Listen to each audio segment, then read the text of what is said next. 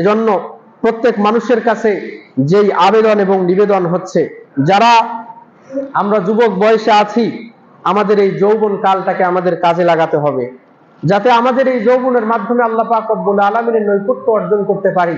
সেজন্য আমাদেরকে বেশি বেশি চেষ্টা করতে হবে। কারণ যুবকদের সম্পর্কে আল্লাহ রাসূল বলেছেন যে যেই ব্যক্তি যৌবন কালটা আল্লাহ পাক রব্বুল আলামিনের ইবাদতে কাটাবে, আল্লাহ পাক রব্বুল আলামিন তাদেরকে আরশের নিচে ছায়া প্রদান করবেন। এজন্য যৌবন কালটার বেশি বেশি গুরুত্ব দিয়ে আমাদের বেশি বেশি ইবাদত করার আল্লাহ তৌফিক দান করুন, আল্লাহুম্মা আমিন।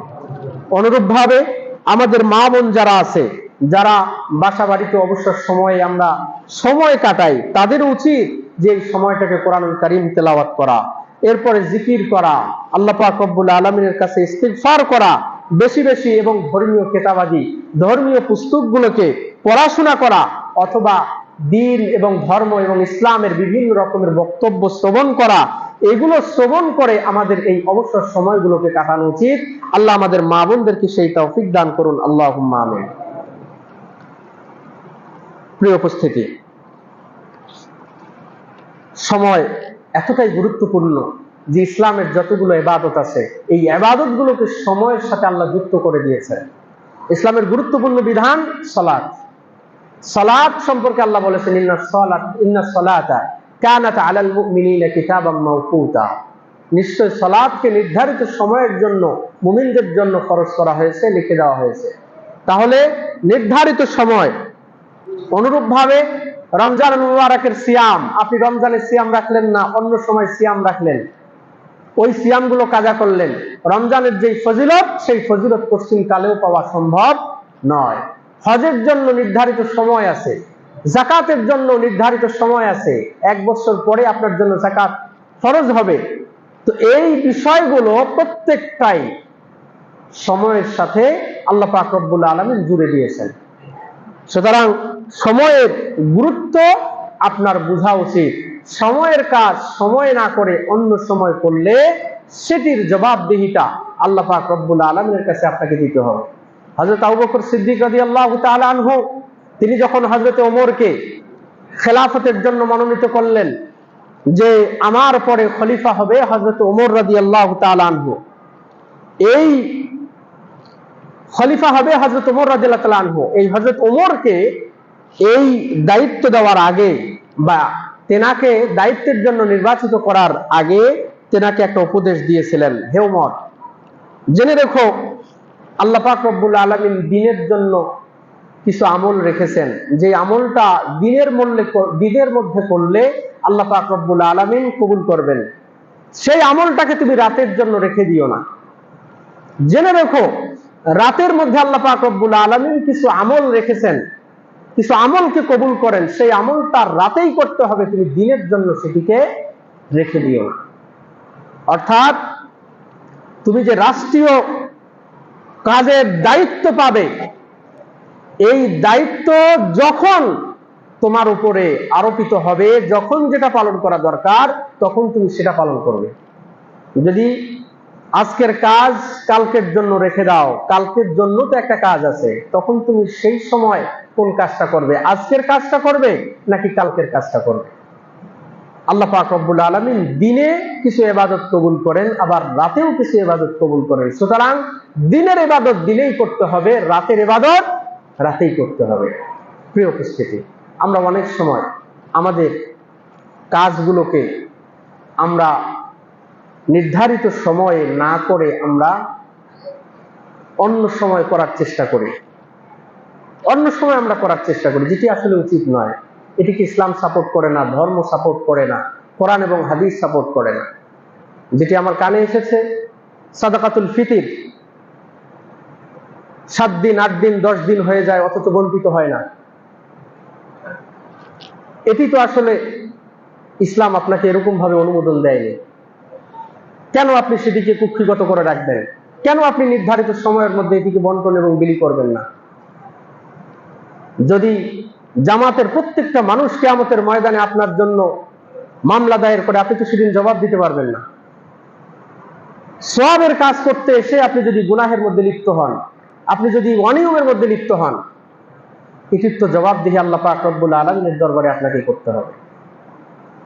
প্রিয় উপস্থিতি, অত্যন্ত দুঃখজনক মানে সত্য যে এই সাদাকাতুল ফিতরকে নিয়ে বিভিন্ন জায়গায় আসলে বিভিন্ন রকমের নোংরামি চলে। যারা যাকাত খায়, যারা সাদাকাতুল ফিতর খায়, তারাও বিভিন্ন রকমের আবেদন করে, নিবেদন করে, যেটি হয়তো কর্তৃপক্ষের সবসময় পালন করা সম্ভব হয় না, যারা দায়িত্বে থাকে।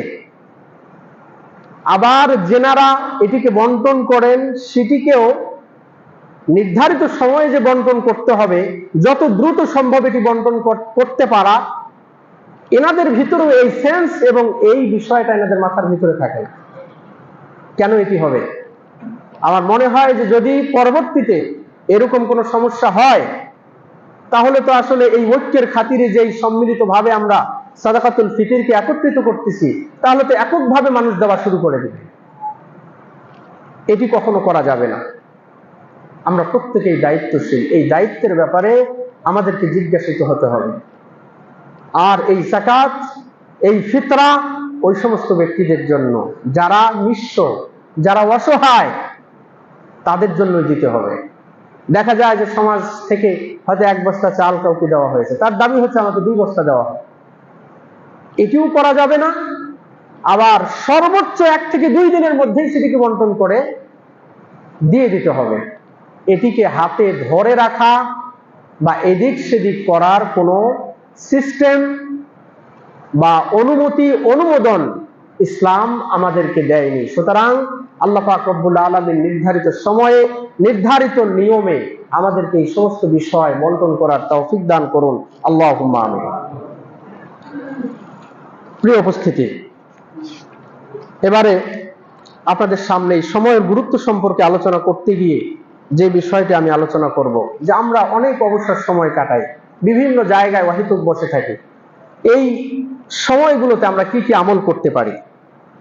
1 থেকে 2 মিনিট লাগে, এরকম সময়েও আমরা এই আমলগুলো করতে পারি। যেমন 1 থেকে 2 মিনিটের মধ্যে যে আমলটি আমরা করতে পারি সেটি হচ্ছে যেমন সূরা আল ইখলাস। এই সূরা আল ইখলাস কোন ব্যক্তি যদি 10 বার পাঠ করে, আল্লাহ রাসূল বলেছেন বানাল্লাহু লাহু কাসরান ফিল জান্নাহ, তার জন্য জান্নাতের মধ্যে একটা মহল তৈরি করা হয়। সূরা ইখলাস কে পারি না? 2 মিনিটের মধ্যে 10 বার কেন 20 বারও আমরা অনেকেই পড়তে পারবো।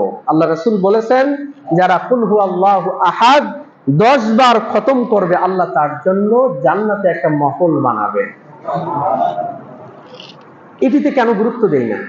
কেন গুরুত্ব দেই না? এটি বাকি না, আল্লাহ পাক রব্বুল আলামিনের কোনো কিছু বাকি নেই। যদি বলে যে হারাগাজ আসেন আপনাকে একটা বাড়ি দেওয়া হবে, তাহলে তো সবাই মনে হয় দৌড়াবো। কিন্তু আল্লাহ পাক রব্বুল আলামিন আমাদেরকে ডাকতেছেন, রাসূল বলছেন বলো, পড়ো, জান্নাতে একটা মহল তোমার জন্য। কিন্তু এটা বিশ্বাস হয় না, বিশ্বাস করলেও সেটার উপরে আমল করার চেষ্টা করি না। আল্লাহ রাসূল সাল্লাল্লাহু আলাইহি ওয়াসাল্লামের আমলে এক ব্যক্তি সূরা আল ইখলাস বেশি বেশি পাঠ করত। আল্লাহ রাসূল সাল্লাল্লাহু আলাইহি ওয়াসাল্লামকে সাহাবায়ে কেরামরা বলল, ইয়া রাসূলুল্লাহ, নামাজে হোক অনামাজে হোক সব সময় শুধু সূরা ইখলাস পড়ে। সাহাবীকে জিজ্ঞাসা করা হলো, কেন তুমি এই কাজ করো? বলে যে ইয়া রাসূলুল্লাহ, আমি এই সূরাটাকে ভালোবাসি, আল্লাহর পরিচয় আছে, আমি আল্লাহকে ভালোবাসি। তখন তিনি আল্লাহ রাসূল সাল্লাল্লাহু আলাইহি ওয়াসাল্লাম বললেন, হুব্বুকা ইয়াহা আদখালাকাল জান্নাহ। আল্লাহ পাক রব্বুল আলামিনের এই ভালোবাসা, এই সূরার প্রতি তোমার ভালোবাসা, আল্লাহ পাক রব্বুল আলামিন তোমাকে জান্নাতের মধ্যে প্রবেশ করাবে। বেশি বেশি আমল করবেন।